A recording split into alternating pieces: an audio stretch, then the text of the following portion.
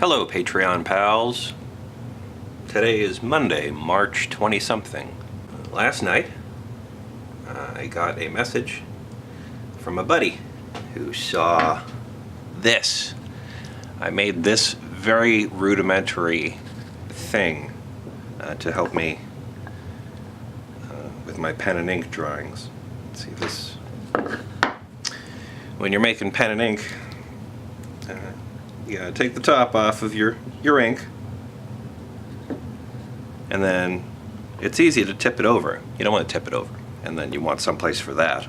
And then maybe when you're not using your nib, your pen and your nib, you want a place to put that. So that's just a very simple workstation that keeps you from getting your ink all over your desk. And I just put a small thing of this on my Instagram story. And my buddy said, "I dug that thing you did. Can you make me one?" And I said, yes. So today we're making my buddy a version of this. I never would have thought to offer this for sale, but I guess that's how things happen. You make something and then someone didn't know they wanted one. I didn't know I wanted one until I went through and created it. And now someone else wants one. So it's pretty cool. I had a couple of ideas.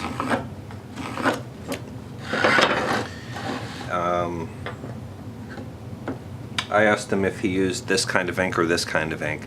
And drawing inks, they come in a bunch of different things. But I think these are the two most common sizes. And he said he uses acrylics mostly. But I thought, hey, why don't I make it so it could fit both? So I'm going to do a multi-tiered hole there. It'll be bigger on the top and smaller on the bottom. So this part plops in quite nicely. You're not going to be tipping that over. And then if you want to use this, that'll fit in the bottom. You're not going to be tipping that over either.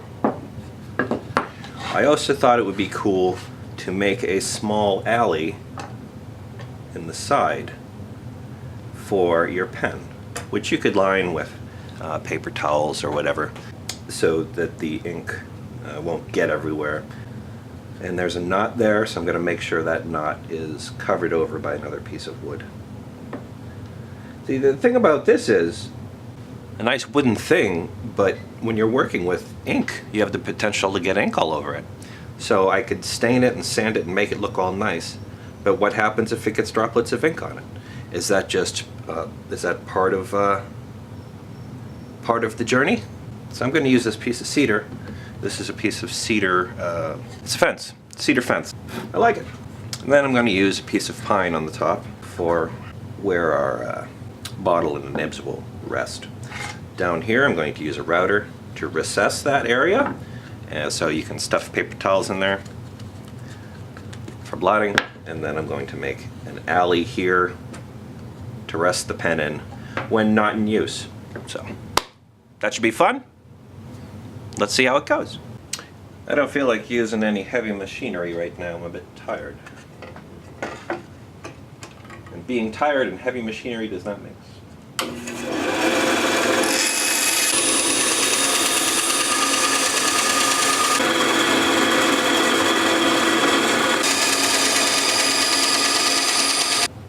Right now I'm just tracing out the gutters.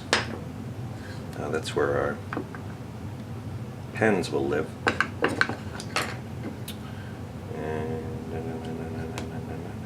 Now before I drill my holes,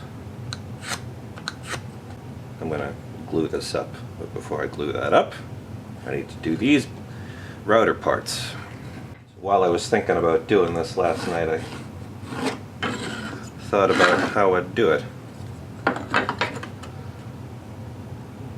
It would be neat if it turned out somewhat like I dreamed.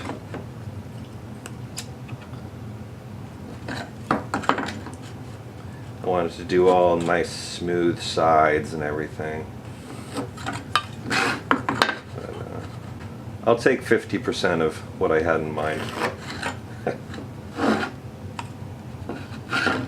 So we got this area here to take out, and this area here. Right up here, that's where our little inkwell will go. Oh boy. So, here I've got a piece of an old yoga mat, and it's great. It really keeps your piece from moving around, which is handy when you're trying to cut something with tight angles or anything basically that you don't want to move around. The first version of this I used a very large router bit, and what it gave me in power it lacked in controllability, I guess that's a word. So this time I'm putting in a smaller bit, and I'm going to go slow and steady. Still learning this machine. It's a fantastic machine. A lot of capabilities. If you treat it right, it'll treat you right. But you can't ask it to do miracles. It'll burn out. Let's try this. And you also can't ask it to work if you don't plug it in. That is very unfair to ask of your tools.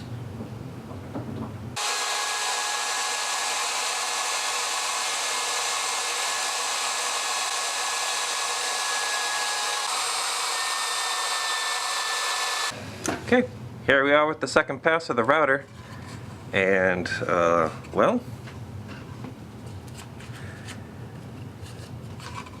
I wouldn't exactly call myself a surgeon yet, but I am progressing. And what more can we really ask of ourselves? That we learn from our mistakes and we improve.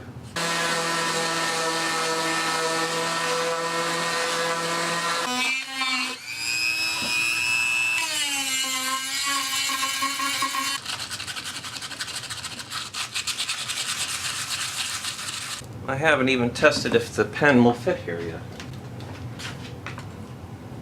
Yeah.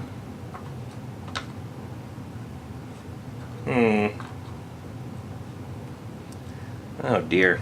Do I make these wider? Or is that okay? Is that better for easy grip? Shit. I'm gonna go ahead and make this a little bit wider. I hope I don't screw it up. Well, I made it look a little bit wonky, but I'm not gonna beat myself up over it. Well, that turned out to be a little too aggressive, but I can sand that. It'll look cool. You live and you learn. I went around and I rounded all the edges here.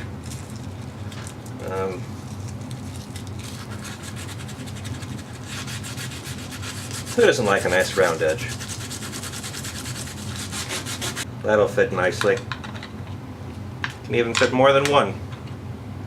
See, I wanted to make a little pull-out box in the bottom to keep all the handles and the nibs, but I didn't.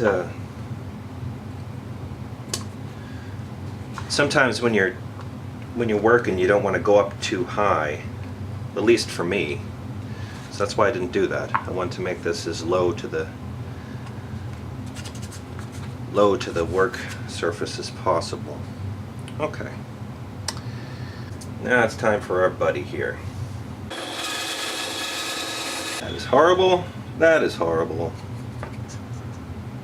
That is square.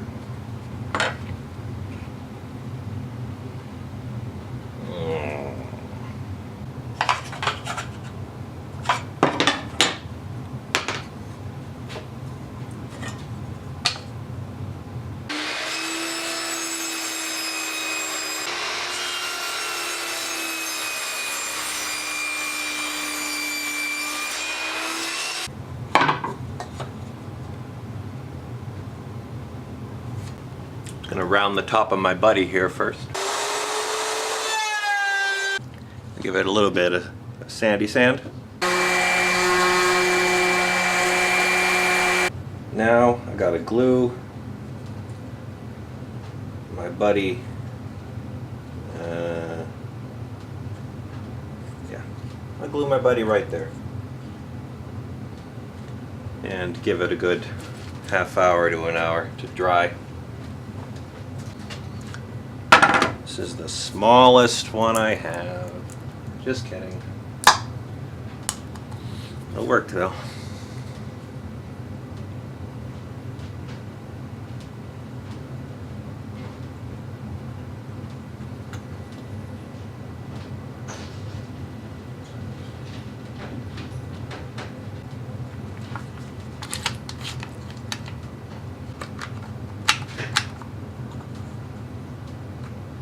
It's been about half an hour, so let's see how our buddy's doing here. Nice, tight, like a tiger. Now we can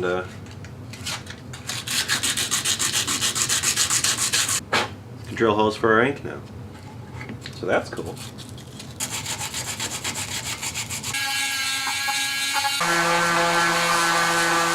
So over here, this was a thing I created I don't know, a couple weeks ago, and I put the holes in there to make it easier. I never thought I would use these ones because they're so big, but I ended up, yeah, they ended up being very handy. Now this is the size for this type of ink. If I was smarter, I would have put the big one on the bottom since there's less things to move. Nope, that won't fit there. Perfect. So I got the two size Forstner bits that we need. Let's do some drilling.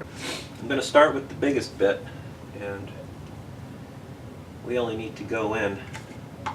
Well, we just need enough space so it doesn't, you can't easily tip it over.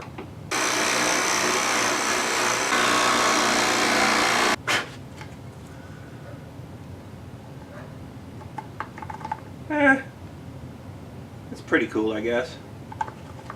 Go a little bit deeper. Well, I mean, it leaves a little bit of room for other sizes, I guess.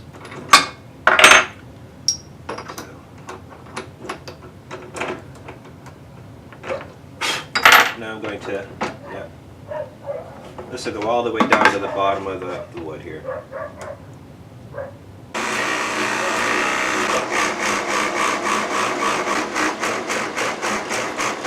Alright, so what we got here is a hole, and we can hold that, oh dear.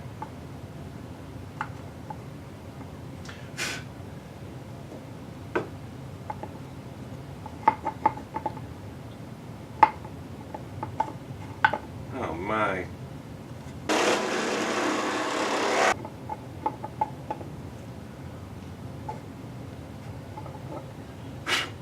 I've made it terribly unstable.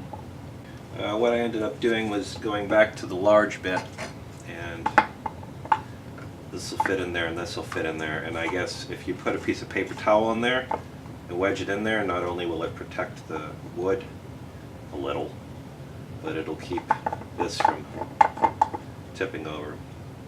Yeah, that'll have to work. But now it's time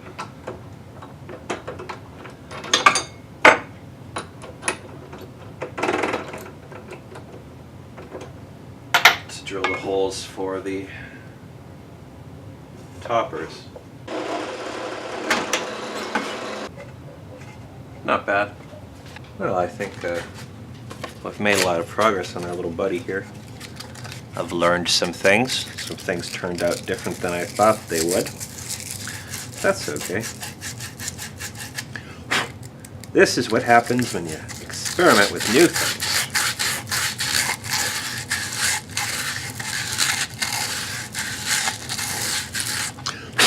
So I wondered to myself, is it a good idea to do stain? Is it really worth it if you're just going to get ink all over it? Of course. Why can't we have nice things?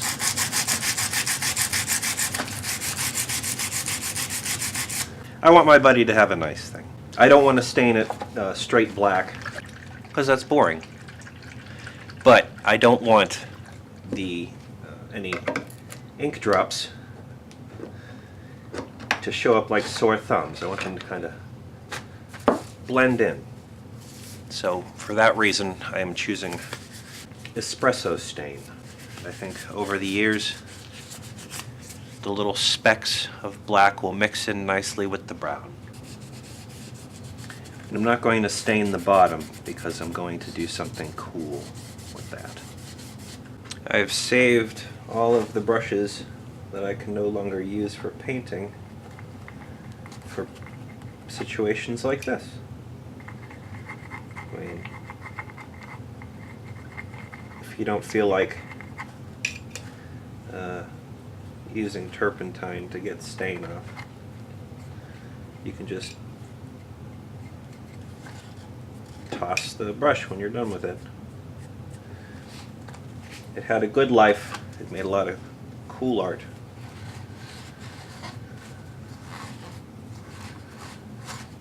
I'm really glad I found wood stain. It's really cool. Like, it was so boring looking before, but it's so pretty now. Another cool thing about stain is that it can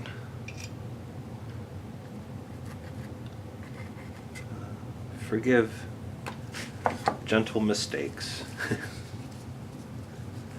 It adds a lot more contrast to the piece, so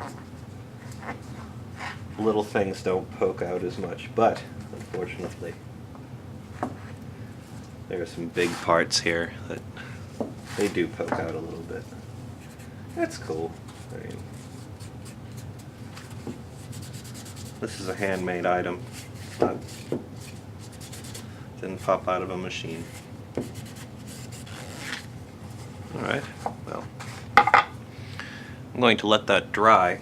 I'm going to clean up this place, and hopefully by the time I'm done, I will be ready for a second coat of stain. Okay, I've tidied up. A little bit of time has passed.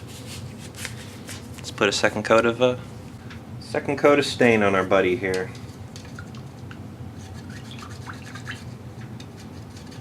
I'm going to go in to these recesses here, and I'm going to stain them black. So the rest will be espresso, and the recesses will be black. So the black ink doesn't show up as much. Of course, I think this is where a folded up paper towel or a piece of cloth or paper, whatever my friend uses to clean off his brush, his ink. Ink what's it? Whatever he uses to clean off his ink what's it? That's what it is.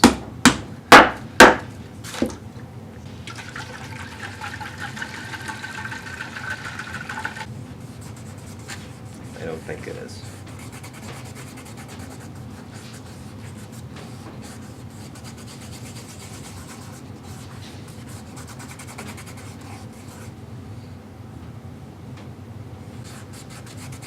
Does that make a huge difference? I don't know.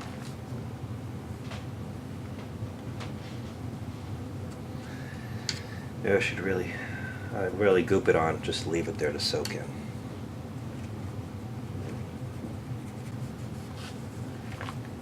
Yeah, I'll do in there too.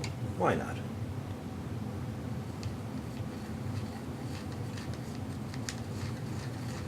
Okay, I'm going to let my stain just hang out for an hour or so. Let it penetrate and get in there. And we'll see where we go from there. I think it's looking nice. Well, a few hours have passed. I went and had myself a nice tasty enchilada.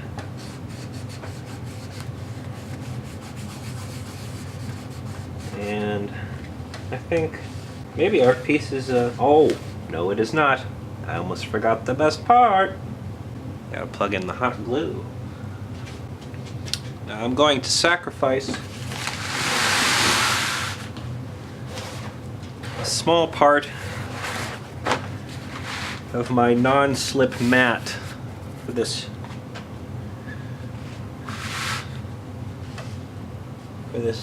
pad here.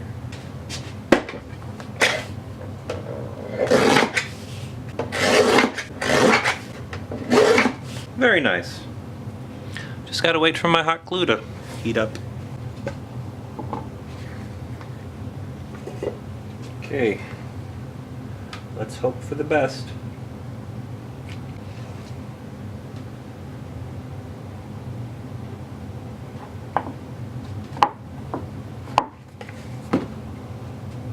Very nice. That's it. I'll take a nice shot of this the way that it should look on a workbench. Ooh, that's tasty. Thanks for watching, everybody. Thank you, all my Patreon patrons, for everything you do. Next up will be Spoopy Pete, or Spoopy Gus related. I'm pleased. Thanks for watching.